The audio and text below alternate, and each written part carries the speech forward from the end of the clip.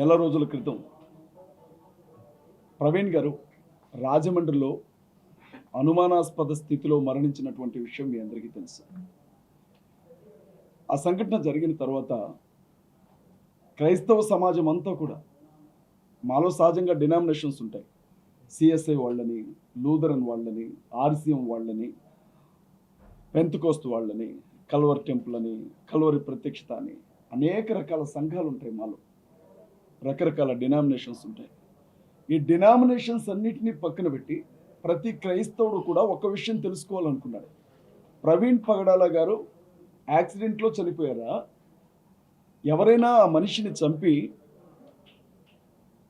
దాన్ని యాక్సిడెంట్గా చిత్రీకరిస్తున్నారా అన్న విషయం గురించి 30 రోజుల పాటు పెద్ద ఎత్తున ఆందోళన జరిగిన విషయం మీకు తెలుసు.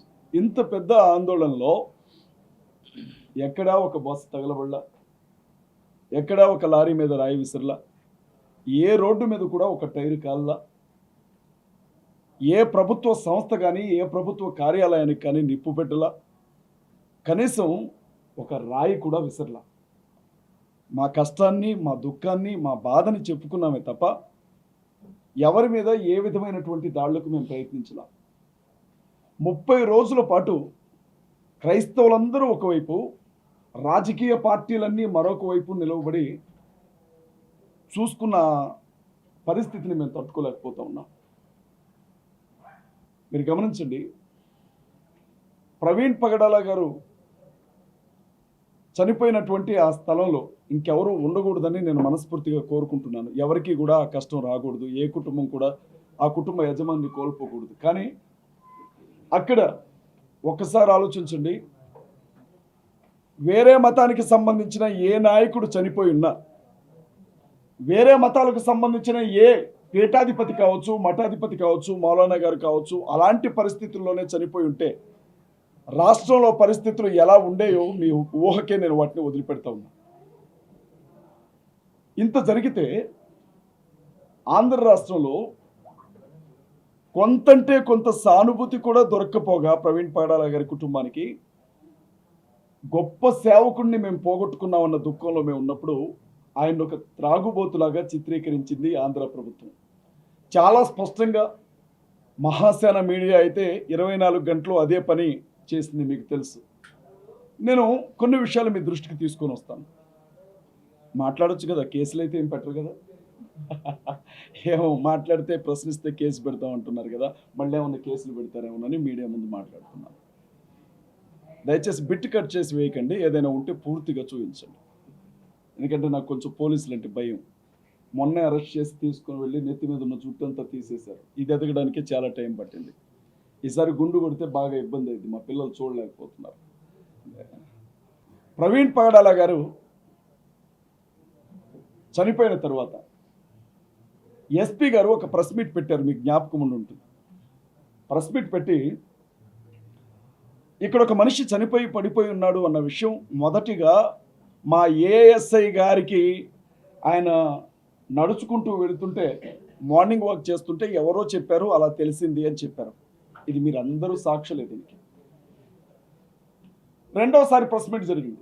ఐజీ అశోక్ కుమార్ గారు అనుకుంటా, బహుశా ఎస్పీ గారిని పక్కన కూర్చోబెట్టుకొని ఆయన ఒక మాట చెప్పారు. ఏమన్నారంటే, ప్రవీణ్ పగడాల గారి శవం దొరికిన తర్వాత ఎవరో మాకు 101కో 100కో డయల్ చేసి చెప్తే కానీ అక్కడ శవం ఉందన్న విషయం మాకు తెలియదు అని చెప్పారు. ఇద్దరు కూడా, ఎస్పీ గారు ఒకవైపు, ఐజీ గారు ఒకవైపు, సంబంధమే లేని స్టేట్మెంట్స్ ఇచ్చారు.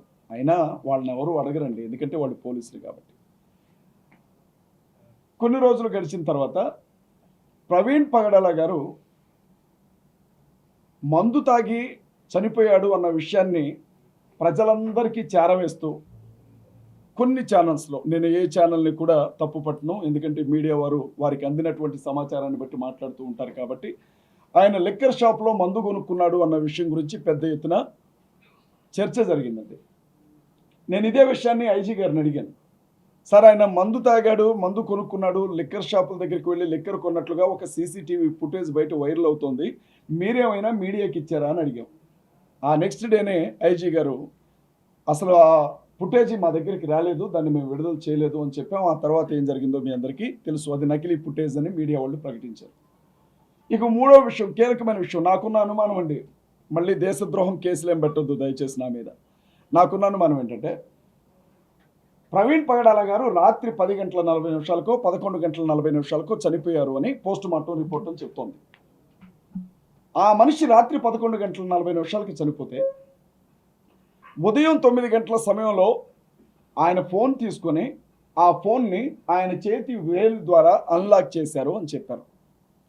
అంటే డాక్టర్లు ఏమంటున్నారు అని అంటే, ఒక మనిషి చనిపోయిన తర్వాత అతని డెడ్ బాడీ రక్త ప్రసరణ ఉండదు కాబట్టి ఫోన్ లాక్ని తీయడం అనేది సాధ్యమయ్యే పని కాదు అని కొంతమంది డాక్టర్లు చెప్పారు. నేనేం పండితుడిని కాదు, డాక్టర్ని కాదు, నా అనుమానం మాత్రమే. మళ్ళీ చెప్తున్నాను, దీన్ని సాగ్గా చూపించి నన్ను అవినేని అరెస్ట్ చేయొద్దు. ఐజీ గారు ఏమన్నారు అని అంటే, ప్రవీణ్ పగడాల గారి వేలిముద్రను ఉపయోగించి ఫోన్ని అన్లాక్ చేసామని చెప్పారు. ఇది సాధ్యమయ్యే పనేనా?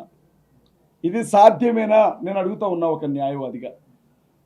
మనిషి చనిపోయిన 11 గంటల తర్వాత ఆ వ్యక్తి చేతి వ్రేలుతో అతని ఫోన్ని అన్లాక్ చేసి కాల్ చేసామన్నారు. ఇది ఎంతవరకు నమ్మొచ్చు? ఇక పోస్ట్ మార్టం రిపోర్టు మీడియాకు కూడా ఇవ్వలేదండి. పోలీస్ డిపార్ట్మెంట్ వాళ్ళ ఫ్యామిలీకి మాత్రమే ఇచ్చారు, మీకు తెలుసు ఆ విషయం. కానీ మాజీ ఎంపీ హర్ష్ కుమార్ గారు పోస్ట్ మార్టం రిపోర్ట్ని బయటికి తీసుకొని వచ్చారు. వచ్చిన తర్వాత అందులో మనం గమనించినప్పుడు అసలు ఆయన కడుపులో, ఆ ప్రేగుల్లో మందు తాగినట్లు వాసనే లేదు అని చెప్పారు.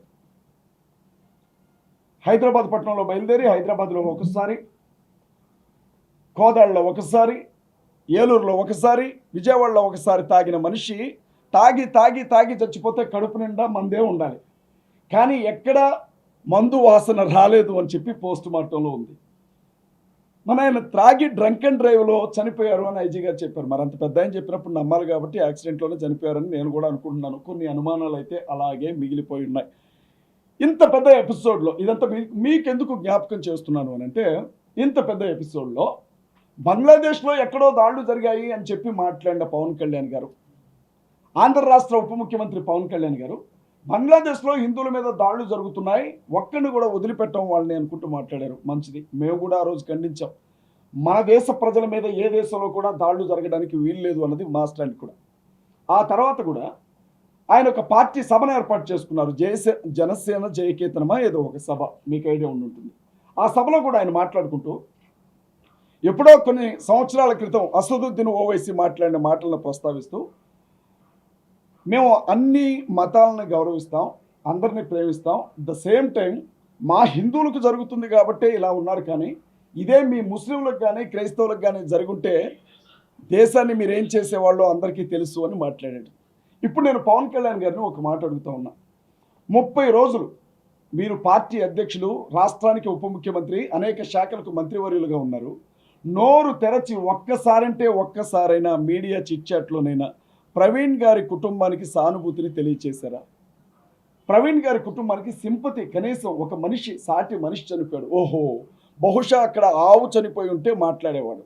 మాట్లాడేవే కాదు, నడి రోడ్ల మీద ధర్నాలు కూడా చేసేవాడు. కానీ అక్కడ చచ్చిపోయింది ఒక పాస్టర్, అది కూడా ఆఫ్టర్ ఆల్ ఒక దళితుడు కాబట్టి మాట్లాడలేదు. మీరు ఆఫ్టర్ ఆల్ అంటున్న ఆ పాస్టర్ కొన్ని లక్షల మంది, కొన్ని కోట్ల మంది క్రైస్తవుల గుండె చప్పుడుగా ఉన్నాడు అన్న విషయాన్ని ఈరోజు నేను పవన్ కళ్యాణ్ గారికి చెప్తా ఉన్నా. పవన్ కళ్యాణ్ గారు స్పష్టంగా జ్ఞాపకం ఉంచుకోవాలి. పిఠాపురంలో ఎస్సీ మాలపల్లి, మీ అందరికీ తెలుసు, మాలలందరినీ కూడా వెలేశారు. వాళ్ళకి సరుకులు అమ్మలేదు, తినడానికి తిండి దొరకనివ్వలేదు, అన్నీ చేస్తే నియోజకవర్గంలో ఎమ్మెల్యే అయ్యుండి కనీసం ఆ విషయం గురించి మాట్లాడాల. ఇవాళ ఆయన దేశం గురించి, ధర్మం గురించి మాట్లాడుతూ ఉన్నాడు. నేనేమంటున్నానంటే, మరి నీ కోసం క్రైస్తవులు ఎంతోమంది ఓట్లేశారు, జనసేన జెండాలు పట్టుకొని క్రైస్తవులు కుర్రాళ్ళు తిరిగారు, నీ అభిమానులు ఉన్నారు, వారికి నువ్వేం సమాధానం చెప్పబోతున్నావు, లేకపోతే మేము నీకు ఎలాంటి సమాధానం ఇస్తాను నువ్వు చూడాలనుకుంటున్నావు అని నేను అడుగుతూ ఉన్నా పవన్ కళ్యాణ్ గారు.